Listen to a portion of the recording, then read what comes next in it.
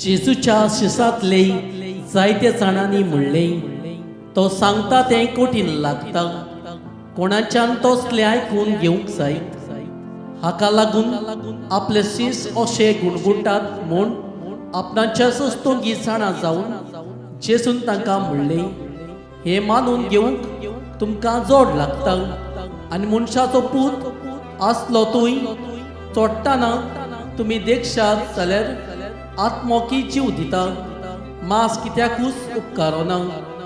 तुमकां हांवें सांगल्यात ती उतरां आत्मो आनी जिवीत, पूण तुमच्या मदीं विस्वास दवरिनात तसलीं कांय जाणां आसात। कोण कोण विस्वास दवरची नासली आनी कोण आपलो गाप घेतलो आसलो तें जेजू पयलींच हांव जाणा आसलो। आनी ताणें म्हणलें, देखूनच हांवें अशें सांगलां, बापा कडच्यान हें देणी घेतल्या बगोर कोणूच म्हजेशी येवंक शकना। ह्या उपरांत ताज्या शिसांतले जायते जाण फाटीं सरून गेली आनी तांच्या सांगाताक आनीक भोवना जालें।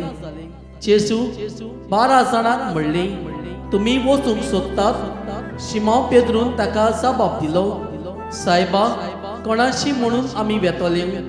तुजी उतरां सासणाच्या जिविताची, आनी तूं देवान संस्कारलो म्हूण आमी सोत मानून घेतला आनी आमकां खात्री आसा। जेजून तांकां जबाब दिलो, तुमकां 12 जाणांक हांवें विचून काडल्यात की ना? तरी तुमच्या मदलो एकलो देंवचार।